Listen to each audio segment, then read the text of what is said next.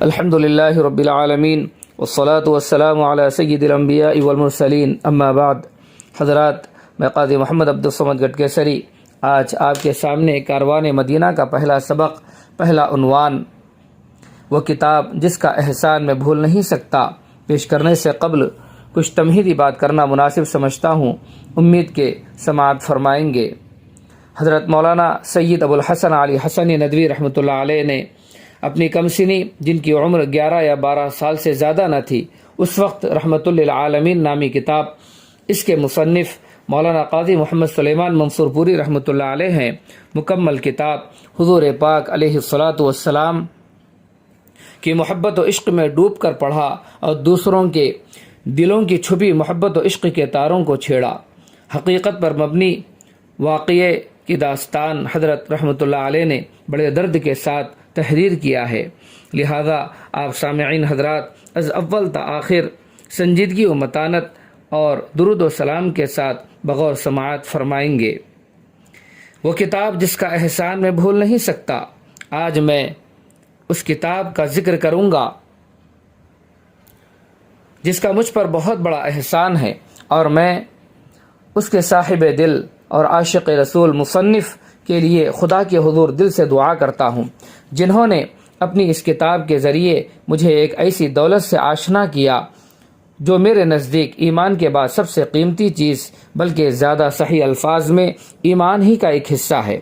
اس کتاب کا نام رحمۃ للعالمین ہے، اور اس کے مصنف یعنی رائٹر مولانا قاضی محمد سلیمان منصور پوری رحمۃ اللہ علیہ ہیں۔ اس کتاب کی ایک دلچسپ کہانی ہے۔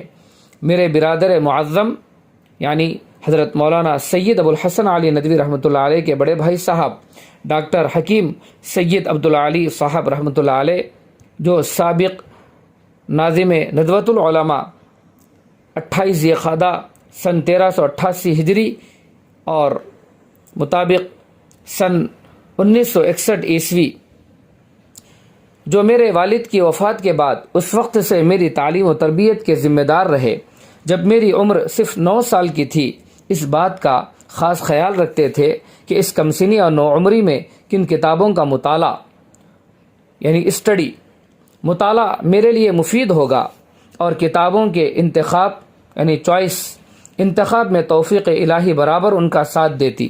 چنانچہ انہوں نے مجھے ایک کتاب سیرت خیر البشر پڑھنے کے لیے دی۔ ان کی بڑی خواہش تھی کہ میں سیرت کی کتابوں کا زیادہ سے زیادہ مطالعہ کروں۔ سیرت کی کتابوں یعنی دا بایوگرافی آف پروفٹ محمد صلی اللہ علیہ وسلم۔ ان کا عقیدہ تھا کہ کردار کی تعمیر، عقیدے کی پختگی، اخلاق کی بالادگی اور ایمان کی تخمریزی و پرورش کے لیے سیرت سے زیادہ مؤثر یعنی اثر ڈالنے والی چیز کوئی نہیں۔ اسی لیے شروع ہی سے سیرت کی کتابوں سے مجھے ایک خاص لگاؤ اور ان کے مطالعے اور حصول کا جذبہ پیدا ہو گیا۔ میں کتابوں کی فہرستوں کو جو مکتبے اکثر شائع کرتے رہتے ہیں، بک اسٹالز، ہمیشہ بڑے شوق سے دیکھتا تھا۔ ایک مرتبہ میری نظر شبلی بک ڈپو لکھنؤ کی فہرست کتب لسٹ آف بکس فہرست کتب میں رحمۃ للعالمین پر پڑی، اور میں نے اس کتاب کا آرڈر بھجوا دیا۔ اس وقت اس کتاب کے 2 نسخے چھپے تھے، اور ایک بچے کا محدود بجٹ جس کی عمر 11 یا 12 سال سے زیادہ نہ تھی، اس کتاب کو خریدنے سے یقیناً قاصر تھا، یعنی بے بس تھا، نہیں خرید سکتا تھا۔ لیکن بچے بجٹ کے اصول و قواعد اور معاشیات کے ضوابط کے پابند نہیں ہوتے، وہ صرف اپنی معصوم تمناؤں اور جذبات کے ساتھ چلتے ہیں۔ ایک روز ڈاکیا ہمارے چھوٹے سے گاؤں دائرے شاہ علم اللہ رائے بریلی میں ڈاک لے کر آیا۔ ڈاکیا پوسٹ مین ڈاک پوسٹ، تو اس کے پاس اس کتاب کا پیکٹ بھی تھا۔ میں نے دیکھا کہ میرے پاس اس کتاب کو خریدنے کے لیے پیسے نہیں ہیں۔ میری والدہ صاحبہ اللہ تعالیٰ ان کی عمر دراز فرمائے، اس مضمون کی تحریر کے بعد 6 جمادی الآخرہ سن 1388 ہجری میں انہوں نے انتقال فرمایا۔ والدہ مرحومہ خاص معمولات و کیفیات کی مالک تھیں، حافظ قرآن تھیں، شعر بھی کہتی تھیں۔ کئی مفید کتابیں اور دعا و مناجات کے پر اثر مجموعے ان کی یادگار ہیں۔ جن کو اپنے یتیم بچے کی خاطر عزیز تھی، انہوں نے بھی یہ رقم دینے سے معذرت کر دی، اس لیے کہ اس وقت ان کے پاس کچھ نہ تھا۔ میں نے دیکھا کہ اس وقت میرا کوئی مددگار اور سفارشی نہیں ہے سوائے اس سفارشی کے جس سے بچوں نے اکثر کام لیا ہے، اور ان کو اس کا تجربہ ہے کہ اس کی سفارش کبھی رد نہیں کی جاتی۔ یہ وہ سفارش ہے جس کی مدد سیدنا عمیر بن ابی وقاص رضی اللہ عنہ نے لی تھی، اور رسول اللہ صلی اللہ علیہ وسلم نے ان کی سفارش قبول فرمائی تھی اور ان کو غزوہ بدر میں شرکت کی اجازت دے دی تھی۔ یہ آنسوؤں اور معصوم گریہ و بکا کی سفارش ہے، یعنی رونا دھونا، جو اللہ تعالیٰ اور اس کے نیک بندوں کے یہاں اب بھی بہت وقیع ہے اور ضرور سنی جاتی ہے۔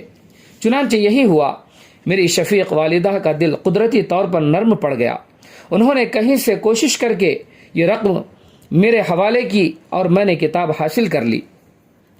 حضرات، یہاں کچھ مزید بات احقر کی طرف سے بتانا مناسب سمجھتا ہوں کہ اس عمر کے اندر بچے اور بچیاں بسکٹ، چاکلیٹ، سائیکل، کھیل کود کا سامان، گلی ڈنڈا، اس پر ضد کرتے ہیں۔ حضرت رحمۃ اللہ علیہ اپنے بچپنے میں کتاب کے حصول کے لیے اپنی ماں صاحبہ سے ضد کر رہے ہیں۔ اب میں نے کتاب پڑھنا شروع کیا اور کتاب نے میرے دل کو ہلا کر رکھ دیا، لیکن یہ کوئی تند و تیز، ناگوار اور پریشان کن تحریک نہ تھی۔ یہ بہت نرم گداز اور روح پرور و جانسوز تحریک تھی۔ میرا دل خوشی سے اس طرح جھوم اٹھا جیسے باد بہاری سے کوئی شاخ گل جھوم اٹھے اور پھولوں کے بوجھ سے لٹک جائے۔ باد بہاری یعنی اسپرنگ ونڈ، شاخ گل، برانچ آف روز، پھولوں کی شاخ۔ یہ وہ فرق ہے جو عام فاتحین، نامور شخصیت کے حالات زندگی اور سیرت نبوی صلی اللہ علیہ وسلم کی کتابوں میں آپ کو نظر آئے گا۔ وہ کتابیں بھی دل میں ایک حرکت، اضطراب اور تموج پیدا کرتی ہیں، لیکن وہ اضطراب دل پر باہر سے حملہ آور ہوتا ہے اور ناگوار اثر چھوڑتا ہے۔ اس کے برخلاف سیرت نبوی صلی اللہ علیہ وسلم کی کتابوں سے دل میں جو حرکت پیدا ہوتی ہے وہ خود قلب مومن سے اڑتی ہے، یعنی ایک ایمان والے کے دل سے اڑتی ہے، اس کو آرام و راحت پہنچاتی ہے اور سکون و مسرت سے ہم آغوش کرتی ہے۔ میرا دل اس کتاب کے ساتھ اس طرح ہم آہنگ ہو گیا اور اس نے اس سے ایسا لطف لینا شروع کیا جیسے وہ اسی کتاب کے انتظار میں تھا۔ میں نے اس کتاب کے مطالعے کے دوران ایک نئی اور عجیب لذت محسوس کی۔ یہ ان تمام لذتوں سے مختلف تھی جس سے میں اپنی عمر کے اس دور میں آشنا تھا، اس اضافے کے ساتھ کہ جن سے میں شروع ہی سے بہت ذکی الحس واقع ہوا ہوں۔ ذکی الحس یعنی سینس آف انٹلیکچوئل، دانشورانہ احساس۔ یہ نہ بھوک کے وقت مزیدار کھانے کی لذت تھی اور نہ عید کے دن نئے جوڑے کی، اور نہ شوق و ولولے کے ساتھ کھیل کود کی، نہ مسلسل محنت، پڑھائی اور مشغولیت کے بعد چھٹی کی، نہ کسی مقابلے یا میچ میں فتح کی، وکٹوری کی، اور نہ کسی ہمدم دیرینہ اور مہمان عزیز کی ملاقات کی۔ یہ ان تمام مزوں اور لذتوں میں کسی لذت سے مشابہ نہ تھی۔ یہ ایک ایسی لذت تھی جس کا مزہ تو میں جانتا تھا لیکن اس کو الفاظ میں ادا نہیں کر سکتا تھا، اور مجھے اعتراف ہے کہ اس کو متعین طور پر بیان کرنے اور ایک یا دو لفظوں میں اس کو ادا کرنے سے آج بھی قاصر ہوں۔ زیادہ سے زیادہ جو میں کہہ سکتا ہوں وہ یہ ہے کہ یہ روح کی لذت ہے۔ کیا بچے روح نہیں رکھتے اور ان کو روحانی لذت کا احساس نہیں ہوتا؟ روحانی لذت، اسپرچول پلیجر نہیں، خود بخدا معصوم بچے بڑوں سے زیادہ لطیف روح کے مالک ہیں اور زیادہ صحیح شعور رکھتے ہیں، خواہ وہ اس کو بیان نہ کر سکیں۔ میں اس سرور انگیز اور وجد آفریں کتاب میں جب قریش کے ان لوگوں کے واقعات پڑھتا تھا جو اسلام لائے تھے اور اس کے نتیجے میں ان کو سخت سے سخت اذیتیں، تکلیفیں دی جاتی تھیں اور وہ ان کو صبر و استقامت یعنی پیشنس اینڈ پرسیورنس بلکہ لذت و مسرت کے ساتھ برداشت کرتے تھے، تو اس وقت میں محسوس کرتا تھا کہ یہاں ایک لذت اور بھی ہے جس سے امراء و اغنیاء، مالدار لوگ اور وہ لوگ جن کو دنیا والے خوش نصیب و اقبال مند سمجھتے ہیں بالکل ناواقف ہیں، نہیں جانتے، اور وہ یہ ہے کہ آپ کو راہ حق میں کوئی تکلیف اٹھانی پڑے، راہ حق کے راستے میں، سچائی کے راستے میں کوئی تکلیف اٹھانی پڑے، عقیدے کی خاطر ظلم برداشت کرنا پڑے اور دعوت دین کے راستے میں آپ کو ذلیل کیا جائے، یہ وہ لذت ہے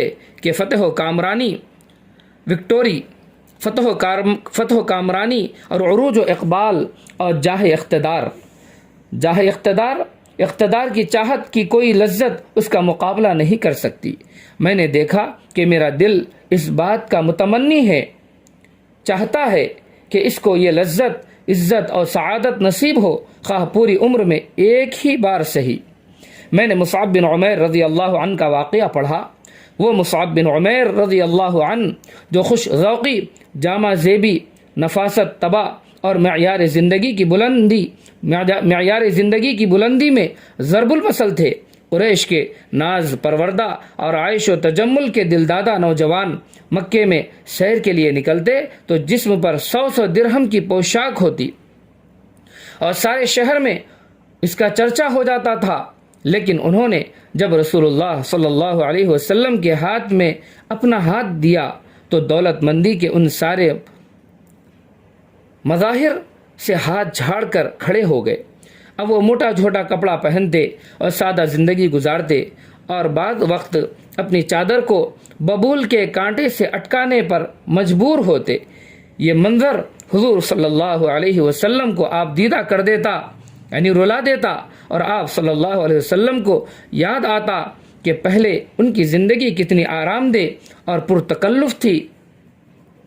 یہ نوجوان جب غزوہ احد میں شہید ہوا تو اس کے بدن پر صرف ایک چادر تھی، اور وہ بھی مختصر کہ اگر پیروں پر ڈالی جاتی تو سر کھل جاتا اور سر اڑایا جاتا تو پیر کھل جاتے۔ اس وقت رسول اللہ صلی اللہ علیہ وسلم نے فرمایا کہ ان کا سر ڈھک دو اور پیروں پر اذخر یعنی گھاس ڈال دو۔ میں نے یہ قصہ پڑھا تو اس نے مجھے اپنا اسیر دام اور گرویدہ بنا لیا اور میرے دل و دماغ پر پورا قبضہ کر لیا۔ اس قصے سے مجھے اندازہ ہوا کہ پرتکلف اور ناز و نعم کی زندگی، بیش قیمت پوشاک یعنی کپڑے، لذیذ و نفیس کھانے اور عالی شان محل کے ماسوا انسان کی ایک اور ضرورت بھی ہے جہاں تک ان دولت مندوں اور بادشاہوں کی رسائی نہیں۔ ایک ایسی لذت بھی ہے جس سے یہ معدے کے پرستار اور خواہشات کے گرفتار ناآشنا ہیں۔ صرف پیٹ کے لیے جینے والے، صرف پیٹ کے لیے مرنے والے، ہر وقت خواہش جن کے پیش نظر رہتی ہے۔ میں نے اپنے دل کو دیکھا تو میں نے محسوس کیا کہ اس کو اس ضرورت اور لذت کی آرزو اور جستجو ہے، اور اس کی نگاہ میں اس بلند اور اعلیٰ حقیقت کی جتنی قدر اور عزت ہے، امراء و اغنیاء کی زرق برق پوشاکوں، کھوکھلے مظاہروں اور بے روح نمائش کی نہیں۔ امراء و اغنیاء، رچ پیپل، مالدار۔ میں نے اس میں یعنی رحمت للعالمین نامی کتاب میں ہجرت نبوی صلی اللہ علیہ وسلم کا قصہ بھی پڑھا۔ ہجرت نبوی یعنی آپ صلی اللہ علیہ وسلم مکہ مکرمہ سے مدینہ منورہ کو جو 53 سال کی عمر میں آپ تشریف لے گئے تو اس وقت کی بات ہے۔ ہجرت نبوی کا قصہ بھی پڑھا، وہ قصہ جس سے زیادہ مؤثر یعنی اثر ڈالنے والا اور جاندار قصہ میں نے نہیں پڑھا، اور جس کو مصنف یعنی مولانا قاضی محمد سلیمان منصور پوری رحمۃ اللہ علیہ نے اپنی کتاب میں بڑی سادگی اور سچائی کے ساتھ بیان کیا ہے۔ رسول اللہ صلی اللہ علیہ وسلم مدینہ تشریف لاتے ہیں، تمام لوگوں کے دل و نگاہ آپ کے لیے چشم براہ بلکہ فرش راہ ہیں۔ ایک ایک قبیلہ آپ کے پاس حاضر ہوتا ہے اور پورے خلوص اور سادگی کے ساتھ رکاب تھام کر عرض کرتا ہے، رکاب یعنی اسٹرپ، حضور صلی اللہ علیہ وسلم ہمارے یہاں تشریف لائیں، سب کچھ آپ پر نثار ہے، آپ پر میرے ماں باپ فدا ہوں، فدا ہو ابی و امی، میرے ماں باپ آپ پر قربان ہوں۔ ارشاد فرماتے ہیں یہ اونٹنی اللہ کی طرف سے مامور ہے، اللہ کی طرف سے اس کو حکم ملا ہے، اس کو راستہ دے دو۔ پھر یہ उस जगह ठहरती है जहां आज मस्जिद नबवी का दरवाज़ा है और उठने से इनकार कर देती है, और मशीयत इलाही का फ़ैसला ज़ाहिर हो जाता है कि ये शरफ़ हज़रत अबू अय्यूब अंसारी रज़ी अल्लाह अन्हु को हासिल हो। अबू अय्यूब अंसारी रज़ी अल्लाह अन्हु अपने महबूब यानी हुज़ूर पाक अलैहिस्सलातु वस्सलाम मेहमान को बसद एहतराम घर लाते हैं और सामान उतरवाते हैं। मैं उस इज़्ज़त पर अबू अय्यूब अंसारी रज़ी अल्लाह अन्हु की मसरत को पढ़ सकता था जो तकदीर ने उनके दरवाजे तक पहुंचा दी थी, और देख सकता था कि वो किस मसरत और गर्मजोशी के साथ आप सल्लल्लाहु अलैहि वसल्लम की ज़ियाफ़त कर रहे हैं। मैंने ऐसा महसूस किया जैसे मेरा दिल मुझे छोड़कर अब नाक़े नबवी के साथ साथ है। नाक़े नबवी द प्रॉफिट्स कैमिल, और उसी के हमरिकाबी में मदीना पहुंचा है। मुझे ऐसा मालूम हुआ जैसे कि ये दिलकश समा मैं अपनी इन आँखों से देख रहा हूँ। फ़ातिहीन व सलातीन और तारीख़ के नामवर क़ाइदीन के फ़ातिहाना दाखिले, जाहो हशम के मुज़ाहिरे और चौबदारों के नक़ारे मुझे उस वक्त बिल्कुल हेच और नाकाबिल ज़िक्र मालूम होने लगे। किसी इंसान से किसी इंसान की मोहब्बत व वफ़ादारी का यह मंज़र मेरे दिल में और मेरे हाफिज़े पर हमेशा के लिए नक्श हो गया। मैंने उहुद का किस्सा भी पढ़ा। ये इखलास व वफ़ा, क़ुरबानी व ईसार, ईमान व यकीन, शराफत, हौसलामंदी की एक ऐसी कहानी है जिससे ज़्यादा अजीम व जलील और हसीन व जमील कहानी तारीख़ में किसी और जगह नज़र न आएगी।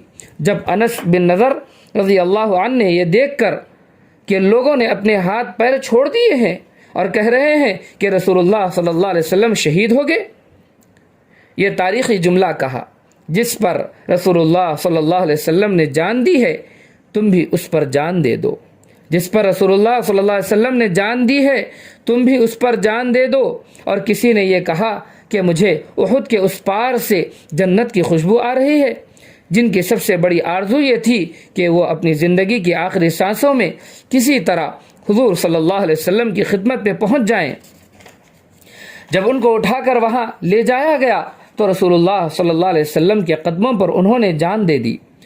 अबू दुजाना रज़ी अल्लाह अन्हु ने किसी तरह हुज़ूर सल्लल्लाहु अलैहि वसल्लम को बचाने के लिए अपने को ढाल बना लिया था और सारे तीर उनकी पीठ पर गिर रहे थे और वो आप सल्लल्लाहु अलैहि वसल्लम पर झुके हुए थे। इस तरह मोहब्बत और जानिसारी के और वाक़यात यके बाद दीगरे मेरे सामने आते गए। कभी मेरा दिल भर आता और मैं बेसाख्ता रो देता, कभी सुरूर और मस्ती में झूम झूम उठता। इस किताब का और इसके मुखलिस मुसन्निफ़ का वो एहसान जो मैं कभी न भूलूँगा ये है कि उसने मेरे दिल में उस ख़ाबिदा व मख्फ़ी मोहब्बत को उभारा है। मख्फ़ी मोहब्बत यानी छुपी हुई मोहब्बत, जिसके बग़ैर ज़िंदगी में कोई मज़ा नहीं और जिसके बग़ैर इस ज़िंदगी की कोई कीमत भी नहीं। किसी फ़ारसी शायर ने शायद इसी मौके के लिए कहा था, नाखुश आ वक्ते के बर जिंदा दिला बे इश्क रफ्त, ज़ाया रोज़े के बरमस्ता बहुशियारी गुज़िश्त। यही दीवानगी मोहब्बत तो ज़िंदगी का हासिल और मग़ज़ है। फ़ारसी शायर ने खूब कहा है, दर खिरमने कायनात कुरदेम निगाह, यकदाना मोहब्बत अस्त बाक़ी हमा काह, यकदाना मोहब्बत अस्त बाक़ी हमा काह। यही वो मोहब्बत है जिसकी वजह से ये अबकरी व ज़हीन इंसान हमें इंसानी सफ़ों में और अपने हम चश्मों और रफ़ीक़ों में बहुत बुलंद व बाला नज़र आते हैं।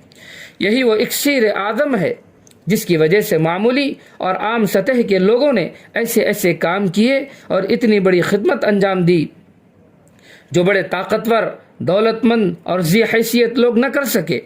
इसकी वजह से एक शख्स ने बड़ी बड़ी कौमों पर गलबा हासिल किया। किसी एक कौम ने जब इस नुस्खे को इस्तेमाल किया तो पूरी दुनिया उसके कदमों पर गिर गई। ये वो मोहब्बत है जिसमें आज ये उम्मत बहुत मुफलिस और तही दामन हो चुकी है, यानी उस मोहब्बत को भूल चुकी है। आज उसके पास बड़ी दौलत है, बड़ा वसी और मुतनव्वे इल्म है, जाहो मनसब है और बहुत से मुल्कों की ज़िमाम इक़्तिदार उसके हाथों में है। ज़िमाम इक़्तिदार, ब्राइडल ऑफ रूल, हुक्मरानी की लगाम उसके हाथों में है, लेकिन वो ज़िंदगी के उस आब हयात से महरूम है। इसका नतीजा ये है कि वो एक बेजान लाशा होकर रह गई है जिसको ज़िंदगी अपने कांधों पर उठाए फिरती है। ये वो सरचश्मे मोहब्बत है, सोर्स ऑफ लव। ये वो सरचश्मे मोहब्बत है, मोहब्बत का سرچشمہ ہے جس سے سب سے زیادہ محروم ہمارا جدید تعلیم یافتہ اور مغرب زدہ طبقہ ہے۔ جدید تعلیم یافتہ طبقہ اور مغرب زدہ طبقہ ہے، یعنی our modern educated and westernized classes۔ اور محرومی کا نتیجہ یہ ہے کہ آج اس کی روح سب سے زیادہ بے سرور و بے کیف ہے، اس کے مادیت کے دل فریبیوں کے اندر مقابلے کی طاقت سب سے کم ہے، وہ ملت کے دوسرے طبقوں سے زیادہ بے اثر اور بے وزن ہے، اس کی زندگی سب سے زیادہ مقدر، وہ بے کیف، وہ بے لطف، اور اس کی کوششیں سب سے زیادہ بے مقصد اور رائگاں ہیں، یعنی بیکار ہیں۔ اس کتاب کا یعنی رحمت للعالمین کا اور صاحب کتاب کا یعنی مولانا قاضی محمد سلیمان منصور پوری رحمۃ اللہ علیہ کا میں دل سے شکر گزار ہوں۔ یہ شکر گزاری حضرت مولانا سید ابو الحسن علی ندوی رحمۃ اللہ علیہ کر رہے ہیں، اس لیے کہ اس نے میری محبت کے پرسکون ساز کو چھیڑ دیا، اور اس بات کا بھی شکر گزار ہوں کہ اس نے اس ابھرتی ہوئی متحرک اور زندہ محبت کا رخ اس شخصیت کی طرف پھیر دیا جس سے زیادہ اس محبت کا کوئی اور حقدار نہیں، جو اس کائنات میں حسن و احسان اور جمال و کمال کا سب سے بڑا پیکر ہے، یعنی سب سے بڑا فیگر ہے، اور جس سے زیادہ صورت و سیرت اور کمال ظاہر و باطن کا دلکش انسانی نمونہ خالق و مالک اور قادر مطلق نے کوئی اور نہیں بنایا۔ دلکش انسانی نمونہ خالق و مالک، the beautiful human model of the creator and owner. اس امت کی سب سے بڑی مصیبت یہ ہے کہ اس نے دل سے اپنا رشتہ توڑ لیا ہے اور محبت کی لذت سے محروم ہے۔ اقبال رحمۃ اللہ علیہ نے بالکل صحیح کہا ہے، شب پیش خدا بگریستم زار مسلمانا چرا زارند و خارند، ندا آمد نمی دانی کے ای قوم دل دارند و محبوب ندارند۔ خدا کی سلامتی ہو آپ پر اے سلیمان، مجھے آپ کی کتاب سے دو ایسی نعمتیں حاصل ہوئیں کہ اسلام کے بعد ان سے بڑی کوئی اور نعمت نہیں۔ ایک محبت کی نعمت، دوسرے اس کے صحیح محل اور مصرف کی نعمت، اور واقعی یہ نعمت کتنی بڑی ہے۔ حضرات، اب آخر میں وضاحت پیش خدمت ہے۔ یہ آڈیو کلپ سید ابو الحسن ندوی پبلیکیشن ٹرسٹ کی جانب سے نشر کردہ ہے۔ اس کے مینیجنگ ٹرسٹی جناب مصلح الدین احمد صاحب حیدرآبادی ہیں۔ انشاءاللہ ہر اتوار کو یہ کلپ نشر کی جاتی رہے گی۔ ساتھ ہی لائک اور شیئر ضرور فرمائیں۔ جزاکم اللہ خیرا و احسن الجزاء۔